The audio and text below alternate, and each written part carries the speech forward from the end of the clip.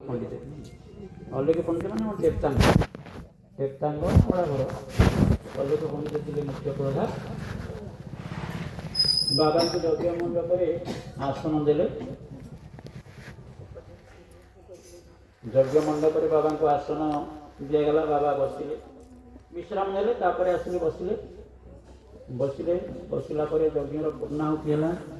ପୂର୍ଣ୍ଣାହୁତି ହେବା ପୂର୍ବରୁ ବାବା ପଚାରିଲେ, ଆଉ ବାପାମାନେ ଯେଉଁମାନେ ସମସ୍ତେ ବାବାଙ୍କୁ କହିଲେ, ବାବା ଆପଣଙ୍କ କଥା ଟିକେ କୁହନ୍ତୁ, ଆପଣ ପୂର୍ଣ୍ଣାହୁତି କରିବେ ନା? ମୁଁ ତ ପୂର୍ଣ୍ଣାହୁତି କରିବି, ଏତେ ବଡ଼ ଦିବ୍ୟ କାମ, ଦିବ୍ୟ ପୀଠ ସମସ୍ତେ କରୁଛ, କାମ ଭଲ କରୁଛ, କିନ୍ତୁ କାହିଁକି ଯଜ୍ଞ କରୁଛ? ପାଶୁପତ ବାଜପେୟୀ ଯଜ୍ଞ, ଲକ୍ଷ୍ୟ କ'ଣ ତୁମର? ସମସ୍ତେ ନୀରବ ହେଇଗଲେ। ମାନେ ଯଜ୍ଞ କରିବୁ ପଣ୍ଡିତେ କହିଛନ୍ତି ତ ତମେ କର, ପାଶୁପତ ଯଜ୍ଞ କର, ପଣ୍ଡିତେ କହିଛନ୍ତି। ତେଣୁ ସମସ୍ତେ ପଣ୍ଡିତଙ୍କ ଆଡ଼କୁ ଚାହିଁଲେ। ବାବା ପଚାରିଲେ,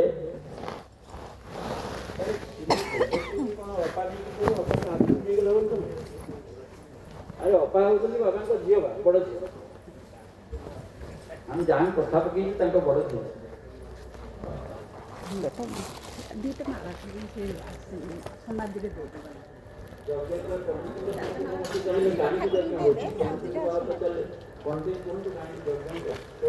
दुईटा जो चार्टा माला अच्छी शुण, दुईटा दब समाधि आ दुईटा ठाकुर। बाबा कहले गोटे प्रश्न पचार तार उत्तर तुम देव। उत्तरटा हूँ तार यज्ञ ये कहीं कर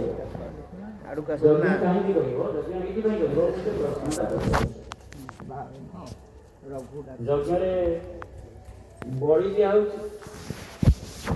बड़ी कथा दिया कौन बड़ी देव बध कौन कर नीरव रही। बाबा कहले भागवत लिखा अच्छी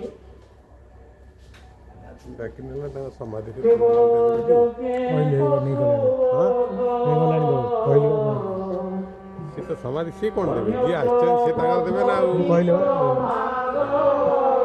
कहले दे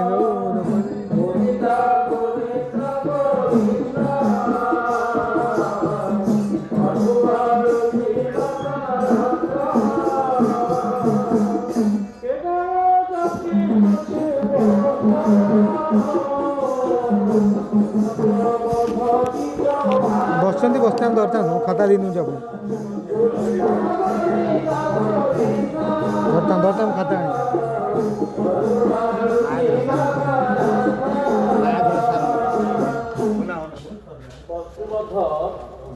ଆପଣ ବସିଛନ୍ତି ଏଠି ରଖିଥିବେ ସୁବିଧା। ମୁଁ ମୋତେ ଦାୟିତ୍ୱ ଦିଅ ନା, ମୁଁ ଆପଣ